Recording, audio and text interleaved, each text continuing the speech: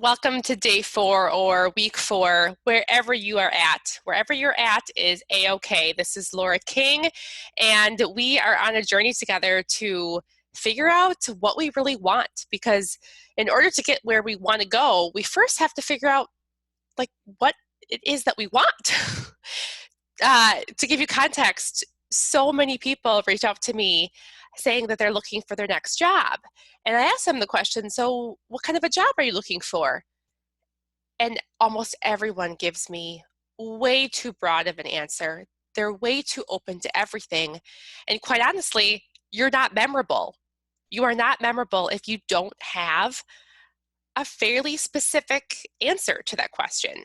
So this is all an attempt to get everyone to really think about purpose and keeping kind of the end in mind. So I know this is not going to happen overnight. We're not going to all of a sudden wake up and say, this is my reason for living, or this is what I should be doing. But what we can start doing is being more mindful about what it is that lights us up.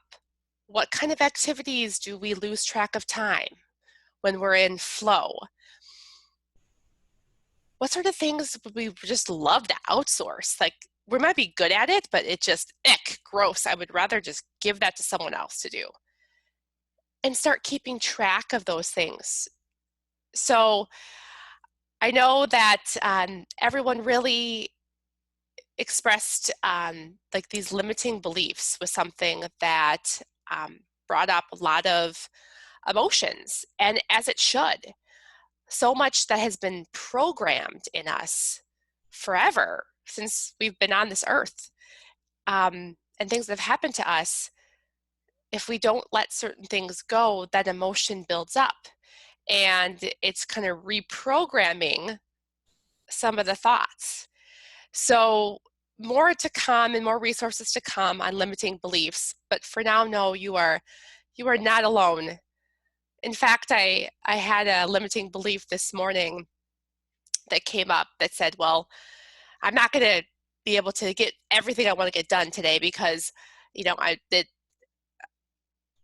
won't go into all the detail. It was outlandish. And I said things to myself that I would never say to another human being. And it's real. The struggle is real. So again, to recap, first day, get out of your head and into your heart. You reached out and asked people about what makes you unique.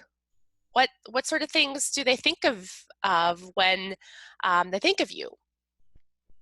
The next, we really dug into in day 2 or week 2 was the difference between what brings you joy versus what are you good at, and what problems do you enjoy solving. Otherwise, instead of saying what problems do you like to solve, is what breaks your heart. And that, leads you down the path of really thinking through what others have said, but then what you know to be true about yourself. What we need to do next sort of challenge for you, and some of you might be like, Laura, I'm good, I got this, is to develop a community around you that loves you.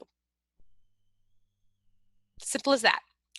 Develop a community around you that loves you. At the risk of sounding like a broken record, you cannot get to where you are going in your career, in your life, anywhere, if you don't ask for help. And quite honestly, be inspired by your group. If you are the most motivated and successful person in your circle, you need a new circle. And I know this has been circulating around in other places, but it's the whole 5 people. Who are the 5 people that you spend the most time with? I know it's hard right now because we're living through just these crazy times where we're not able to see people as much. And honestly, that's causing a lot of heartache and the mental health crisis, not being able to see people. But how I think about it is when I am down, who do I need to help lift me up? Sometimes I need my husband to tell me something. If I don't have a spouse, I'm turning on a motivational podcast as I'm washing the dishes or folding laundry. If I have an opportunity to take a clarity break and even just get outside for 10 minutes, what are things that that you can do beyond people? So yes, community is everything. For instance, here in the neighborhood that I'm in, I'm so lucky to be part of a Bible study. I'm so lucky to be part of a book club. And these are people that I really enjoy being around. I can't be there all the time, but they're the type of people that I want to seek out. And so no matter where you are in your career, you need support around you.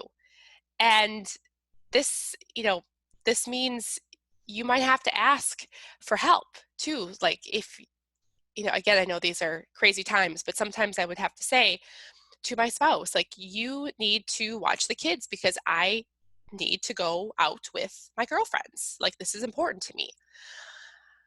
Or I need to attend this this function, this networking event, this association meeting. Again, I know these things are not happening right now, but it's not going to last forever. It's not. In our hopefully 80 some, 90 some, 100 some years on this planet, the next year or two are just a minor blip on the radar. I know it feels like it's going to just suffocate us some days, but keep the end in mind. Okay, so all that we're talking about for this week, all that we're talking about is developing this community, developing this network. And, it's again taking inventory of who, even pre-COVID-19, were you spending the most time with? And are these people that lift you up or do they bring you down? And in terms of the professional setting, who are you associating yourself with? I know some of you already have mentors, you have sponsors. By the way, there's a difference between being a mentor to someone and a sponsor. So mentors can be informal. Sponsors are the ones that like reach behind and like bring you with them. They're the ones that are going to lobby on your behalf to help you get that promotion, to help you get that job. And there's a ton of information out there on the difference between mentors and sponsors. So if you have some, please share it with the group.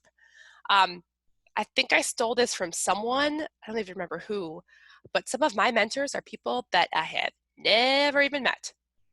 I listen to them on my phone. I listen to Oprah and Super Soul Sunday. I listen to Brendan Burchard's podcast. I listen to the John Maxwell Leadership Podcast. I've never met them, but they are mentors to me. I hope this gets you thinking like creatively. Authors, books that you love. Like, these can be people that you seek out and you want to learn more from. There's so many different ways to develop a community around you that will support you. There's no one right way. So you've got to do it that what speaks to you, and how it looks right now could be very different to how it looks 3 years from now, depending on phases of life. And quite honestly, time. One of the things that Brian and I decided is like we would put a limit on how many nights a week would I be able to leave the house and do something, and how many nights a week would he be able to leave the house and do something. And that's changed over time. But to us, it was important to get a balance of, hey, you can go take a break and do something that you want or something that enriches you, and then vice versa. I definitely believe that we can't pour from a cup that isn't full ourselves. Let me know how these exercises are going. Again, I thank so many of you for reaching out, so many of you, because you're doing the work and it's beautiful. just starting somewhere. So I honor you, and I hope this serves you.